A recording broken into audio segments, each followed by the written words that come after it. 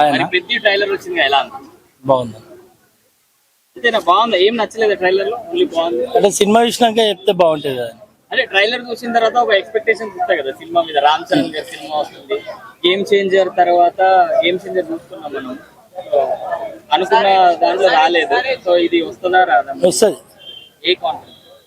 అంటే డైరెక్టర్ బుచ్చిబాబు కాబట్టి కాన్ఫిడెన్స్ ఉంది.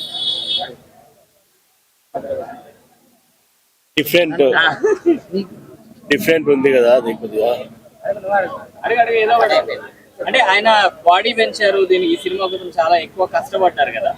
మీకు ఎలా అనిపించింది? RRR లో కూడా పెంచిండు, గేమ్ చేంజర్ కూడా పెంచిండు. బాడీ పెంచాడు కదా, బాడీ లాంగ్వేజ్ వేరే ఉంది సినిమాలో. అంతే.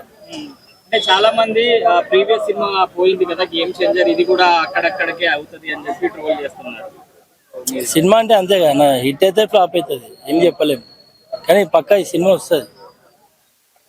అంటే ఈ సినిమాలో శృతి హాసన్ గారితో ఒక స్పెషల్ సాంగ్ ఉంది అన్న. అసలు ఈ సినిమాలో శృతి హాసన్ ఉంటాయని ఇప్పుడు నువ్వు చెప్తే తెలిసింది. థ్యాంక్ యూ వెరీ మచ్ అన్న, నాకు తెలియదు. అంటే శృతి హాసన్ గారి కోసం సినిమాకి వెళ్తున్నారా మీరు?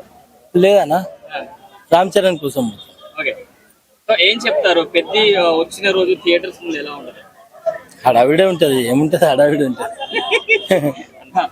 మీరు కూడా ఆ రోజు మైక్ పట్టుకొని ఆడుంటారు అంతే. కామన్ గా ఏదైనా కూడా సినిమా వచ్చిన తర్వాత చూసిన తర్వాత బాగుంది బాగలేదు చెప్తే ఓకే, కానీ ట్రైలర్ చూసిన తర్వాతనే అసలు బాగలేదు, ఇలా కంటెంట్ లేదని చెప్పేసి ఇప్పుడే డిసైడ్ చేసేస్తున్నారు. అది ఎంతవరకు కరెక్ట్ అంటారు అన్న? సినిమా చూడని వాళ్ళు కూడా మాట్లాడతారు అన్న, ఏం చెప్పలేము. ట్రైలర్ కంటే ఏం చేయలేము, సినిమా చూసినాకనే మాట్లాడాలి.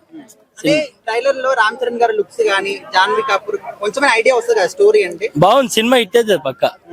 ఇంకా వేరే ఎవరు ఏం ట్రోల్ చేసినా ఏం చేయలేము. ట్రోల్ చేసినా చెప్పినా వాళ్ళ సినిమా వాళ్ళది. హిట్ అయితే వాళ్ళకి డబ్బులు వస్తాయి, ఫెయిల్ అయితే వాళ్ళకే పోతుంది, మనకేం లేదు. మనం చూడాలి, మనకి ఎప్పటికైనా మనం డబ్బులు పెట్టాలంతే. అంటే RRR సినిమాకైనా ఎక్కువ హిట్ అవుతుంది అనుకుంటున్నారా లేకపోతే యావరేజ్ అనుకుంటున్నారా? అది మనం చెప్పలేమన్నా. RRR అనేది అది రాజమౌళి కాబట్టి రాజమౌళిని ఎవరు బీట్ చేయలేరు.